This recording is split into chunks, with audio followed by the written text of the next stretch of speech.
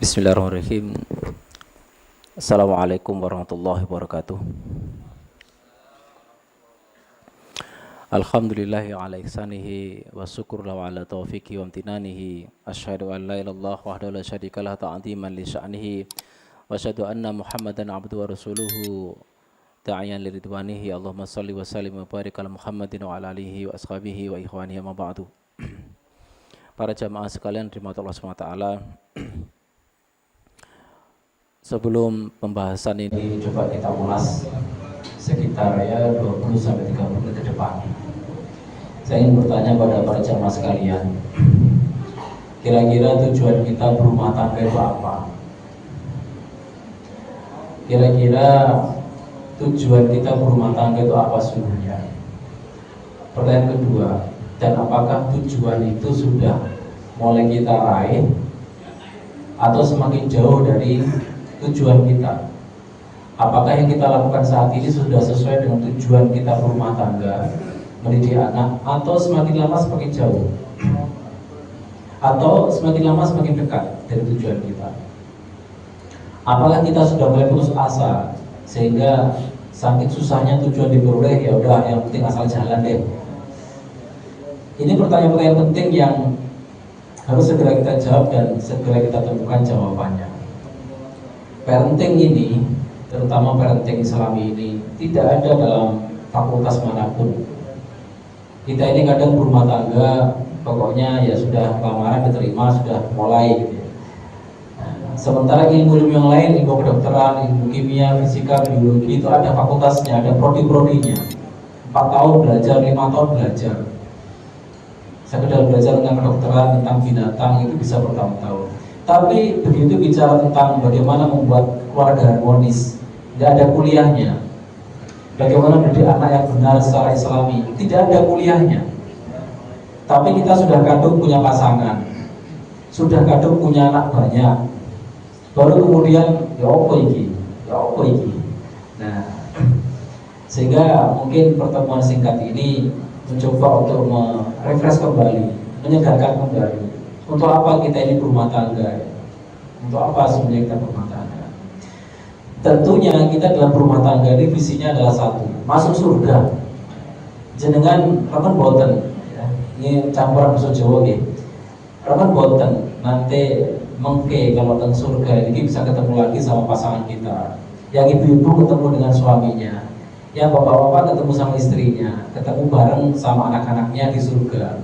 Bercengkrama bersama, ngobrol bersama. Di dunia ayam tentrem, di surga ketemu lagi ya. Jadi visi kita hidup di dunia ini berumah tangga adalah menggapai surga ya. Mencapai surga dan mencari ridha Allah. Mencari ridha Allah kemudian masuk surga bareng-bareng itu. Nah, pertanyaan kedua, apakah yang sudah kita lakukan di dunia ini mencapai ke sana ya, mencapai ke sana untuk mendapatkan tiket ke surga bareng-bareng? Itu pertanyaan harus dijawab. Waktu terus berjalan, Bapak Saudara. Waktu terus berjalan. Gak sengaja di antara kita sudah mulai ada yang mau mantu, sudah mau punya cucu. Ya. Tapi kehidupan sehari-hari ini kadang membuat kita jadi lupa dengan visi besar kita. Jadi aku harus pengen visi, budal yang visi. Kadang kita nggak ngurusin, udah sibuk dengan aktivitas sehari-hari, masak, tidur, rapat, kerja, pulang capek, besok itu lagi. Ibadah kadang ya jalan apa adanya. Sudahkah anak kita itu memahami visi misi itu? Jadi itu yang pertama. Visi misi kita, terutama kepala keluarga nih, para bapak-bapak. Karena jenengan yang akan diminta pertanggungjawaban oleh Allah Subhanahu wa taala. Semua apa yang terjadi di rumah kita, yang pertama ditanya adalah kepala keluarga. Yang bertanggung jawab atas semuanya, mulai dari pendidikan anak, ekonomi anak, kesehatan anak, akhlak anak, moral anak, pendidikan anak, itu semua nanti akan ditanya pada kepala keluarga. Maka di sini pertama adalah tips yang ingin saya lakukan adalah jaga keharmonisan dengan pasangan kita. Ini insya Allah sudah punya suami istri ya, sudah punya pasangan semua ya.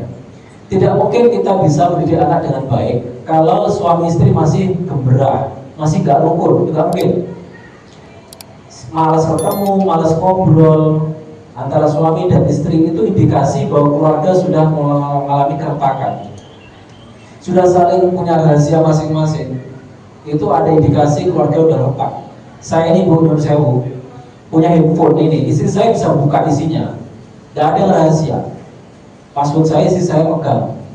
Saya di WA oleh Pak Agung, istri saya tahu isinya apa. Bahkan rekening di ATM saya berapa, istri saya tahu.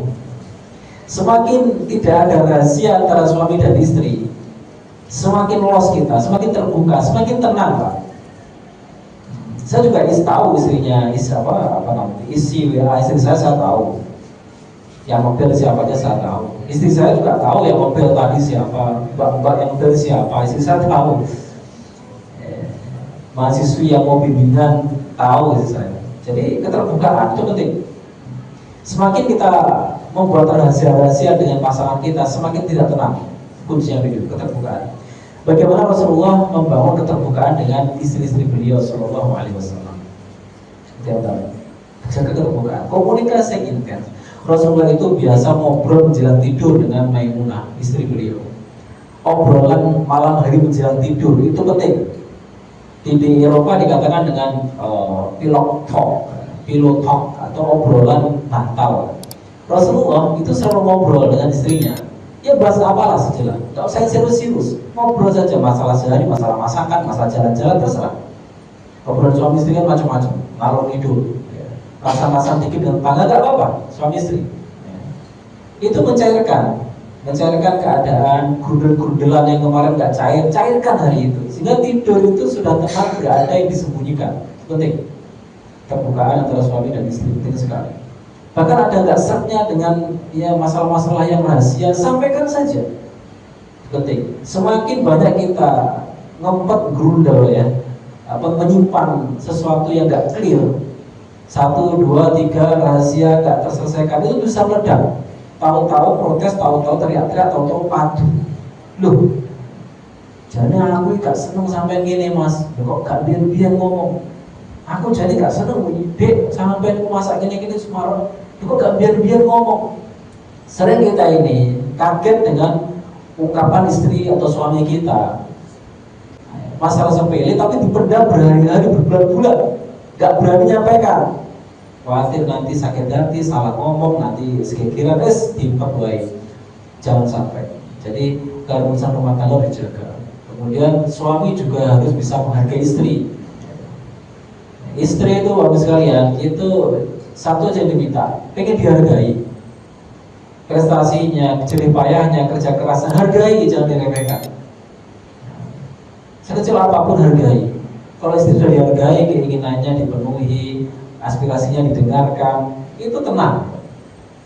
Meskipun tidak semua harapannya bisa kita penuhi, apalagi berkaitan dengan materi. Didengarkan, dimantuk-mantui senang,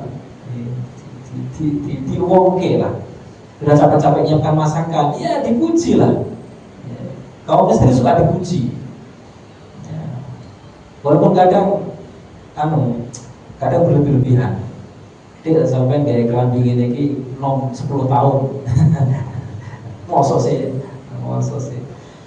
sih ini ya tak senang ya. Tenang. Lu nom 10 tahun apa mosok sih?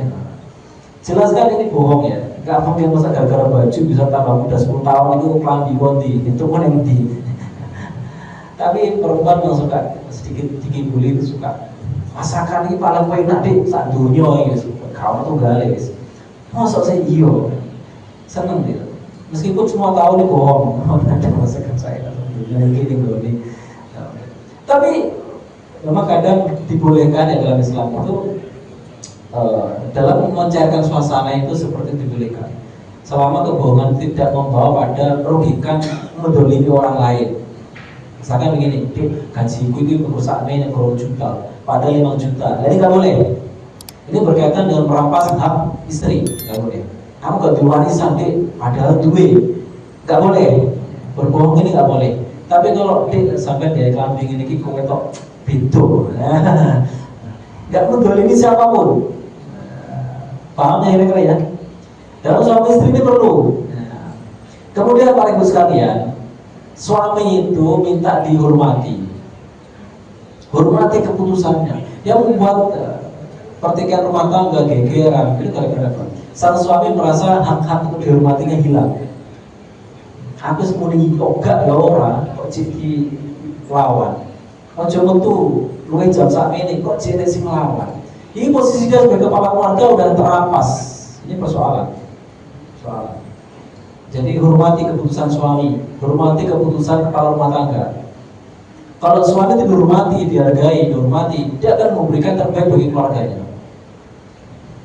Sanggup bekerja keras untuk keluarganya. Tapi kalau sudah mulai dikangkangi, direndahkan, tidak digubris perintah larangannya, itu biasanya mulai aut-autan.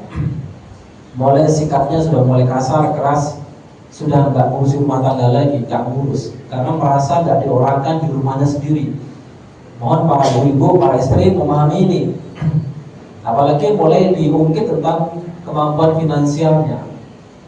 Seorang suami boleh diungkit kemampuan finansialnya, itu seperti hilang mahkotanya itu.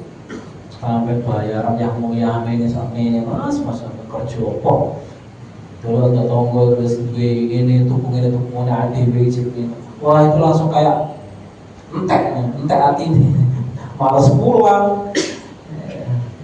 Paling jadi permudi istri ya, malas. Dia pulang kantor itu gak langsung ke rumah, mampir ke warkop. Itu indikasi suami yang gak bahagia di rumahnya. Mampir ke warkop lama-lama, tunggu kalau istri udah tidur baru dia pulang. Gak benar. Jadi para istri mohon hormati keputusan kebijakan suami. Kecuali kalau keputusan itu memang melanggar syariah.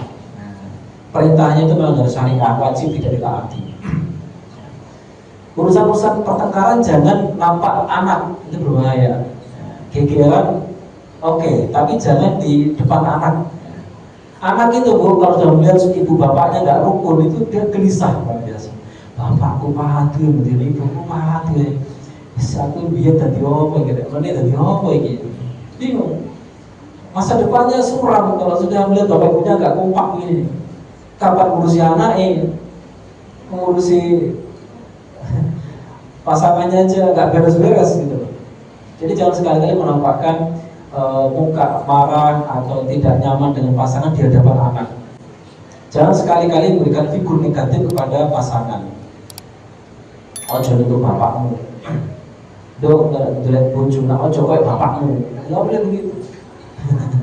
Ben aku tok sing soro. Jangan begitu, enggak boleh. Ojo kok teru-teru.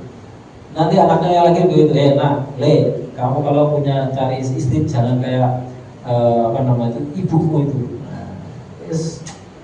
Tak jelas. Enggak boleh begitu. Jadi kita harus menampilkan bagaimana pasangan itu orang ideal. Bagaimana kita lihat seorang Hajar ketika punya anak Ismail yang masih kecil di Mekah, ditinggal dakwah oleh Ibrahim alaihissalam. Apa kata Hajar? Ketika ditanya oleh anaknya, ayah mana? Apa kata Hajar? Bapakmu lagi dakwah nak. Diperintah oleh Allah berdakwah, dia seorang nabi besar, dia orang amanah. Tapi jarang pulang, dia nggak ngurusi kita. Justru dia cinta dengan kita. Jadi pastikan anak itu memiliki persepsi positif dengan bapaknya, meskipun bapaknya semena-mena ini akan foto tapi sang istri nggak boleh menampakkan keburukan pada suami. Sama, sang suami juga nggak boleh menampakkan citra negatif istrinya kepada anaknya. Nggak boleh itu merusak semuanya nanti. Struktur pendidikan di keluarga itu akan rusak semuanya. Kalau ada yang nggak baik pada pasangan kita, selesaikan secara internal. Jangan kelihatan anak-anak kita, sehingga anak-anak itu cerah, ya, melihat orang tuanya itu optimis dan peduli dengan mereka, itu biar sehat secara psikologis anak-anak kita itu. Lihat bagaimana karakter rumah tangga, narkoba, pembunuhan, perkosaan, itu rata-rata muncul dari keluarga yang broken, yaitu keluarga yang bapak ibunya udah ada tapi sungguhnya nggak ada. Kelihatannya ada di rumah tapi sungguhnya peran dan fungsinya nggak ada. Semuanya rumah tangga yang broken, nggak keurus anaknya, nggak ada perhatian. Akhirnya dia mencari perhatian tempat lain. Itu kunci pertama dari parenting adalah selesaikan dulu urusan suami istri kita. Ya, selesaikan dulu urusan suami kita. Jadikanlah istri sebagai orang yang paling bahagia sedunia ini. Yang penting ya. Karena Rasulullah mengatakan khairukum linisaikum wa ana khairukum linisaikum. Yang terbaik di antara kalian adalah yang paling baik pada istrinya, dan aku adalah orang paling baik pada istriku, pada keluarga. Ingat, di sini indikasi orang baik bagi laki-laki adalah ketika dia baik pada istrinya. Makanya kalau istri kita mengatakan bojoku wong paling top markotop, ya wong sabar, loman, gak gampang marah, perhatian sama anak, sayang sama istri. Kalau testimoni istri kita seperti itu, memang itulah kita, gak bisa dibohongin. Ibadahnya kenceng, sedekahnya kenceng, wah itu memang begitulah realitanya. Tapi kalau istri itu mengatakan, bojoku ini piye ceritane itu wong iki piye ceritane wong iki kasar, ngeplakan, cetile gak karu-karuan dan seterusnya, ibadahnya gak jelas, sholat subuh bolong-bolong. Kalau itu yang terjadi, ya itulah orang itu kualitasnya. Makanya Rasulullah menetapkan indikasi orang baik atau buruk, lihat bagaimana pengakuan istrinya. Itu Bapak ya. Jadi mari kita fokuskan pada istri kita masing-masing di rumah. Itulah calon pasangan jenengan nanti di surga. Pastikan masuk surga bareng-bareng. Amin. Nah itu paling keras bilang amin. Bapak-bapak mungkin aduh ketemu gimana suara gue. Bosan Ustaz. Loh, mungkin itu wajahnya diganti Pak. Boten kadosnya teniki. Kalau nggih males. Wajahnya mungkin gantos.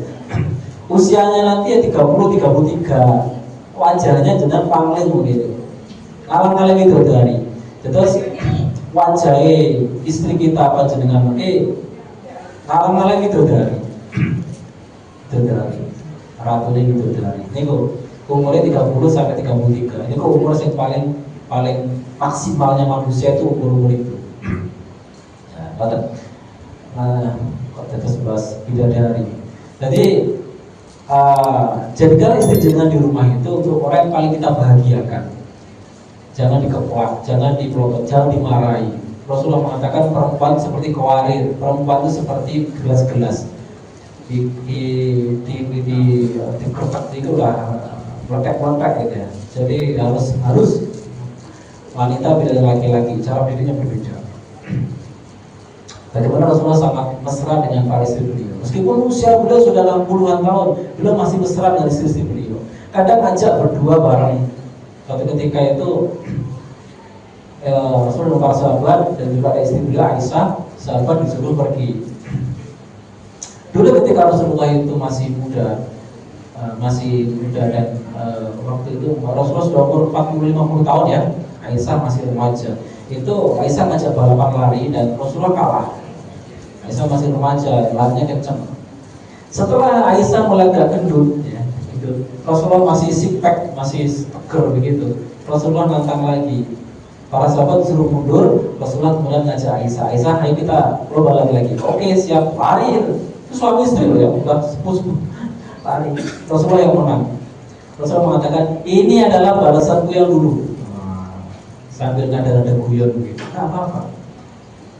Rasulullah, kita pun juga boleh ngajak waktu berduaan, nggak tahu kemana lah. Suasana romantis itu perlu.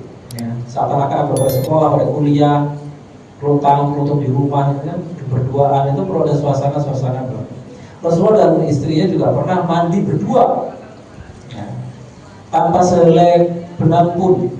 Nah, kebayang nggak? Kita mungkin mas itu aneh-aneh bos, tua aneh-aneh.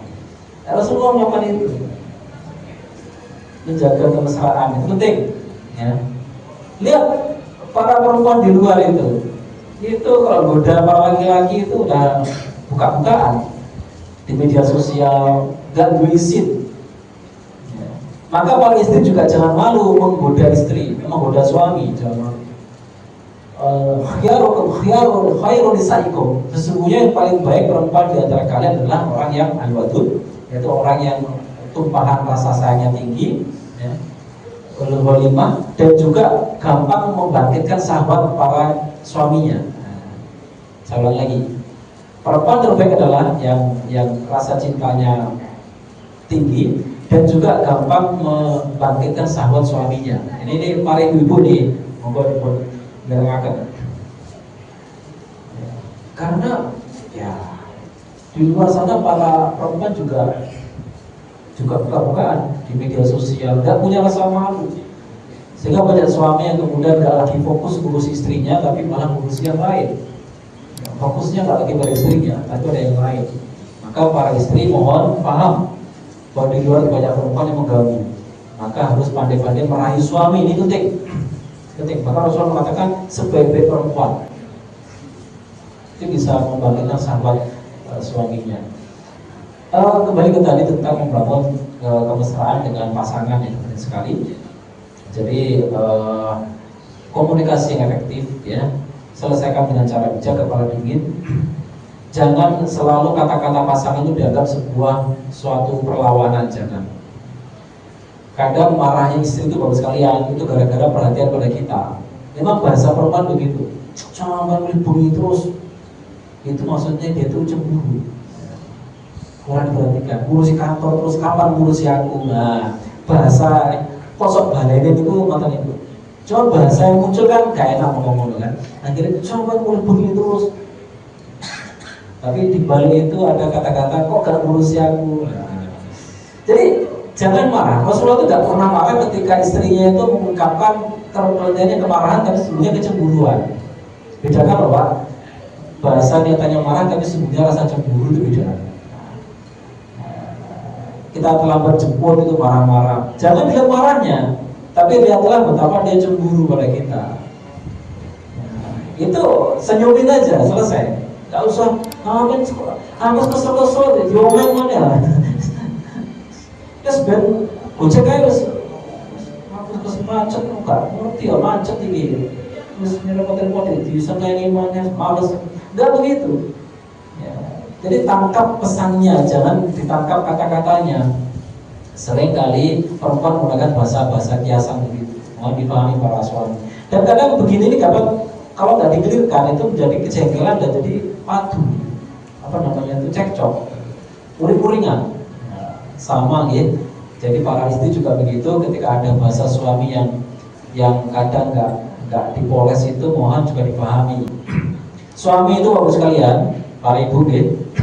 Ini kok bahasanya singkat, padat, nggak suka basa-basi. Ini kok para suami. Jadi kalau menjawab WA ini paling ini ya oke, oke, gitu. Ya, kadang berjempol gitu. Terus, Mas, nganu gini, oke. Mas Ari itu piye diri gini. Ya, kadang jempol gitu. Ya itu bahasa suami. Kadang bahasa laki-laki begitu. Ya. Suami ngalor ngidul, istri menjelaskan ngalor ngidul, mah ada diri iki kok piye, duwe kurang ini intine apa kiri mono duwe lah ngono piro sakmene yo di rekeninge selesai. Kadang berbelit-belitnya itu membuat suami jadi maksudnya piye sih? Maksudnya apa sih? Suami pengennya to the point. Masalahnya apa, butuhnya apa, selesai. Para istri nggak bisa begitu. Otak perempuan itu antara otak kanan dan kiri itu nyambung kuat. Jadi kalau menjelaskan ke C itu dia selalu lewat A, B, lalu C. Kalau otak laki-laki enggak, C ya C. Kalau salah A, B itu beda. Kadang begini ini membuat kesalahpahaman, terutama di pengantin baru ya. Karakmu apa sih C? Karakmu apa sih? Murid-murid karakmu apa sih? Nah, begitulah ya. Baik, 5 menit berikutnya saya akan bahas tentang parenting. Ini baru bicara tentang parenting gak akan efektif kalau antara suami istri gak rukun. Itu loh, rukunkan dulu. Nah, ibarat kita ini jadi guru-gurunya anak-anak di sekolah, di kelas. Pastikan kita ini kompak di hadapan anak-anak. Kompak di hadapan anak-anak. Gak boleh beda pendapat. Fatal itu. Si bapak nyuruh korle budalo. Istri kita bilang tak usah. Harus clear dulu. Istri tak eloi bapak ke ibu. Bingung. Jadi clearkan dulu itu. Kompakkan dulu itu suasana. Tentang parenting, kunci pertama adalah jika pengen keluarga kita masuk surga bareng-bareng, lengkap suami istri dan anak-anak, maka ajarkan mereka dengan tauhid. Ingat, setan paling tidak suka kalau ada keluarga yang beribadahnya kuat, akhlaknya bagus, mereka tak suka. Rajin baca Quran, mereka tak suka. Ada setan namanya Dasim, anaknya iblis, yang khusus mengganggu urusan rumah tangga. Ini setan rumahan, setan rumahan, setan rumah tangga, yang membuat agar suami salah paham dengan istri, gegeran, gak wawuh, gak nyopo, masalah sepele jadi sepolo, masalah sepele jadi masalah rumit. Itu setan Dasim namanya. Termasuk yang membuat istri jadi over cemburu, salah paham, ya, kemudian merasa dizolimi, itu juga Dasim, sehingga terjadi pertengkaran rumah tangga. Dasim juga bekerja keras dalam membuat anak-anak menjadi melawan bapak ibunya, menjadi anak-anak yang durhaka. Itu Dasim. Ya, anak-anak itu suka main game melulu, ya, gak gubris pada orang tuanya, melawan, melotot, ya, gebrak pintu. Waktu masih kecil itu nurut-nurut, lucu-lucu. Begitu udah SMP, SMA mulai melotot, mulai ngeyel, mulai gebrak pintu, mulai petenteng. Itu Dasim. Nah, setan Dasim juga gak suka kalau rumah tangga itu aktif beribadah, ya, aktif beribadah, baca Quran juga gak suka. Makanya kemudian kunci parenting dalam Islam beda dalam parenting sekuler, ya. Sekuler biasanya pendekatannya psikologi murni, tapi dalam Islam enggak. Semua berkaitan dengan Allah SWT. Pertama, dekatkan keluarga kita dengan tauhid. Setiap kita menciptakan sesuatu, kaitkan adanya Allah di situ. Penting. Nah, kenapa di sini ini takdir Allah? Kenapa ada hujan? Allah yang membuat hujan. Ya. Dapat karunia rezeki, alhamdulillah rezeki dari Allah. Ada yang sakit, itu hujan dari Allah. Itu penting. Ya.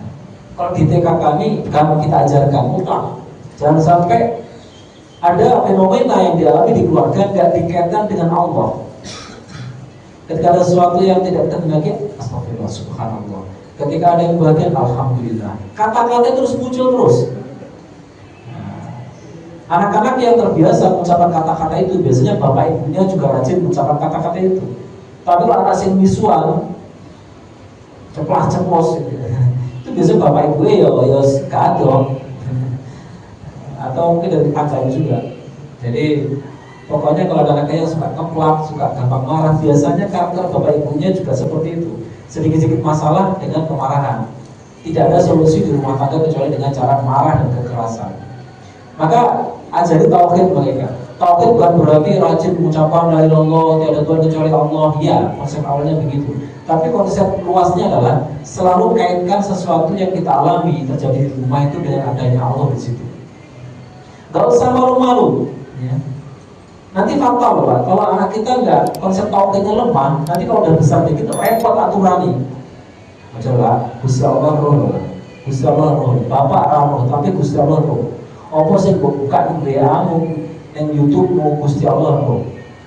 Bapak mungkin gak roh, tapi Gusti Allah roh. Nanti Allah akan membalas kamu apapun, mempertanggungjawabkan apa yang kamu lihat, apa yang kamu dengar, kamu lakukan. Ingat baik-baik. Terus kita ulang. Sekarang ini di mana kerusakan itu bisa dilakukan dimanapun. Kalau kita tidak menjadikan Allah sebagai pengawas anak kita, berat, Pak. Semampu apa kita mengawasi isinya laptopnya anak-anak itu? Semampu apa kita mengawasi isinya Instagramnya anak-anak itu? Semampu apa kita? Usia kita udah semakin tua, semakin terbatas indera kita. Pengawasan kita pada anak terbatas. Apalagi yang sudah kuliah, kos-kosan, aduh. Itu kalau nggak kita tanamkan tauhid, berat. Tanamkan tauhid dalam anak-anak kita. Yang kedua, dekatkan mereka dengan Al-Quran. Ya. Ingat pada Allah itu membawa ketenangan. Allah berzikrillah tatma'innul qulub. Ketahuilah dengan ingat pada Allah jiwa akan tenang. Jiwa akan tenang. Kemudian dekatkan dengan Quran. Quran membawa ketenangan juga. Rasulullah mengatakan, tilka sakinatu tanazzal bil Quran. Ketenangan itu turun bersama dengan Al-Quran. Rutinkan di rumah saya itu setiap pada subuh baca Quran, setiap pada maghrib baca Quran. Ya. Ada yang nyetor anak saya itu setor-setoran. Itu rutinkan. Memang untuk mengawalnya berat. Ya. Tapi kepala keluarga punya tanggung jawab itu. Ayo, masuk ayo kabeh. Mumpung ketentuan dan peraturan dipegang jenengan. Rumah itu yang kekuasaan tertinggi ya kepala keluarga. ayo ngaji, ayo. Kadang bahasa paksaan dulu ngaji. Nanti udah rutin, mudah itu jamaah sekalian, mudah sekali. Waktu ngaji betul-betul ngaji. Bahkan Kementerian Pendidikan Nasional saat ini, Profesor Muhaimin ya, Profesor sampai sekarang Ali Muti, Abdul Muti itu mengatakan ya sore itu wajib belajar, wajib ibadah, ngaji sore menjelang Isya, antara maghrib atau Isya itu biasakan Quran. Nanti akan ada perubahan, Pak. Tenang rumah kita ini. Ayam yang biasanya gegeran masalah sepele hilang. Kakak dan adik gegeran itu tiba-tiba lenyap. Gak gampang marah, gampang ngalah, itu dengan sendirinya. Coba perhatikan, Al-Quran luar biasa itu. Rutinkan. Karena ada makhluk-makhluk lain loh Pak di rumah kita ini yang berogoti kita itu banyak. Jin-jin setan yang suka ganggu hati mereka itu banyak. Usir dengan Al-Quran. Usir dengan Al-Quran. Bagus lagi kalau kita dawatkan qiyamul lail, wah ya bagus sekali. Di ruang tamu kita yang sumuk, jarang ada tamu, kita isi dan qiyamul lail. Kepala keluarga harus ngajari pertama. Walaupun mungkin jam 3:30 baru bisa bangun, nggak apa-apa. Kalau nggak bisa jam 3, jam 2, jam 3:30 kita dawatkan. Efeknya luar biasa itu. Istri jadi nurut, anak manut, luar biasa. Dan ringan, ke masjid jadi ringan. Kunci berikutnya adalah aktifkan sholat ke masjid bagi anak laki-laki. Aktifkan, ramaikan ke masjid, ajak anak itu ke masjid. Ya, bapaknya harus juga ngasih keteladanan, ngomong mondok bapaknya campuran rumah berangkat ngasih teladan. Nah, yang berikutnya adalah keteladanan. Keteladanan itu merupakan 1000 nasihat keteladanan. Gak usah banyak ngomong, terutama menghadapi anak-anak yang kritis, gak usah banyak ngomong. Kita harus yang mendahului dulu. Nah, SMP, SMA itu kadang dikasih teori-teori ngeyel, bapak dewi ini, bapak biar ini ya. Itu harus dikasih teladan. Kita jangan menjadikan ini benda ini sebagai kegiatan utama. Ini mulai menggeser peran kita ini. Emang info ya. Jadi biasakan ibadah yang baca buku, ganti dengan baca buku. Nah, baca buku. Nanti kalau kita nyuruh anak kita belajar, itu mudah. Bapak ini semurui, Habib. Mereka itu anak-anak kita bilang bapak ibunya kok. Bapaknya semurui, dia nggak banyak ngomong, kita disuruh. Kalau kita sudah duluan laksanakan. Memang bicara parenting itu sesungguhnya kita harus mendidik diri kita sendiri sebelum didik anak. Parenting sesungguhnya begitu. Jadi parenting itu nggak akan bisa berjalan kalau kita sendiri belum menjadi contoh yang baik. Yang terakhir, tentunya dengan menghilangkan kegiatan-kegiatan yang tidak bermanfaat dan kemaksiatan. Ini sekali. Karena ketenangan diperoleh saat kita melaksanakan kebaikan-kebaikan. Rasulullah mengatakan al-birru ma sakara ilaihi nafsu wa semain ilahi qalbu. Kebaikan itu adalah sesuatu yang buat jiwamu tenang dan hatimu tentram, itulah kebaikan. Biar keluarga jenengan tenang, ya, aktifkan kegiatan-kegiatan yang positif. Silaturahim, menghadiri majelis taklim, penting ya. Datang ke mbah, ya, diajak mereka silaturahim ke mbah, menghadiri acara sosial nyumbang yatim piatu, fakir miskin, ajari mereka begitu. Ajari mereka sedekah, ajari mereka untuk berkata yang jujur, mencari ilmu, aktifkan itu. Itu membawa ketenangan luar biasa di rumah. Tapi sebaliknya kata Rasulullah, dosa itu adalah sesuatu yang buat jiwamu gak tenang dan batinmu tidak tentram. Perbuatan dosa, apapun dosa, kalau sudah terjadi di rumah kita, itu buat semua jadi tidak tenang. Istri sudah mulai menyimpan foto-foto gak jelas, gak tenang. Suami sudah mulai melihat dangdutan, melihat orang setengah telanjang, itu gak tenang gitu. Ketahuan istri juga gak tenang, ketahuan anak juga gak tenang, pertengkaran macam-macam. Sekali kita mengundang kemaksiatan di rumah, siap-siap penyembuhannya lama itu. Apapun, mendatangkan barang haram di rumah, ya, cara yang haram kita bawa ke rumah, dimakan sisi rumah, itu akan memunculkan ide yang buruk, kata-kata kotor dan malas ibadah itu pasti. Jangan sampai kita mengundang keburukan, ya, barang haram ke rumah. Dan itu berupa media, berupa yang dilihat, yang ditonton, yang dimakan, jangan. Kepala keluarga wajib untuk menghindarkan hal-hal yang haram itu. Mungkin kita hidup sederhana. tapi halal daripada yang haram-haram masuk dalam rumah kita. Karena dandanannya angel, kalau sudah aman dan konsumsi barang yang haram itu susah. Itu main game aja kerjaannya. Itu susah tuh, ke masjid juga berat. Apa? Ada apa? Pasti ada sesuatu. Pasti ada sesuatu yang salah di rumah kita ini. Semoga kita semua di sini akan dipanggil Allah SWT sebagai orang-orang yang sakinah, orang-orang yang jiwanya tenang, sebagaimana kata Allah SWT, ya ayyuhan nafsul mutmainnah irji'i ila rabbiki radiyatan mardiyah wadkhuli fi ibadi wadkhuli jannati. Wahai jiwa-jiwa yang tenang, wahai jiwa-jiwa yang tenang, irji'i ila rabbiki, kembalilah kepada Tuhanmu, radiyatan mardiyah, yang ridho dan diridhoi. Diridhoi Allah dan dia pas. Jiwa yang diridhoi Allah dan jiwa itu juga merasakan ridho, pas dengan prestasinya. Udkhuli fi ibadi, masuklah kamu dalam hamba-hamba yang soleh, wadkhuli jannati, dan masuklah ke dalam surgaku.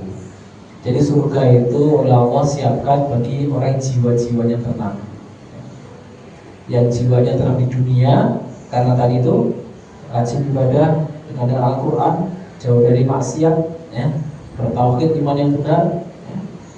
Kemudian juga bagaimana menjadikan hubungan rumah tangga itu harmonis, ya. Insya Allah itu tidak sulit sebenarnya kalau kita mau berusaha pada jalan yang benar, mencari ilmu terus dan bertekad, ya. Karena nanti akan bertanggung jawabkan urusan rumah tangga itu kita yang di sini yang sudah punya istri dan anak, bahkan diadili oleh Allah yang pertama kali ketika ada hal yang tidak berkenan di rumah kita. Pastikan kita sama-sama berjuang, ya, karena musuh kita gak sedikit, media sosial, hiburan di luar, pergaulan di luar, ya, itu musuh-musuh kita yang menggerogoti tujuan visi besar kita ke surga. Semoga Allah memudahkan kita semua dan semoga Allah memberikan hidayah kepada kita semua dan semua keluarga kita dimasukkan ke surganya. Amin ya rabbal alamin. Barakallahu fiikum ajmain. Wassalamualaikum warahmatullahi wabarakatuh.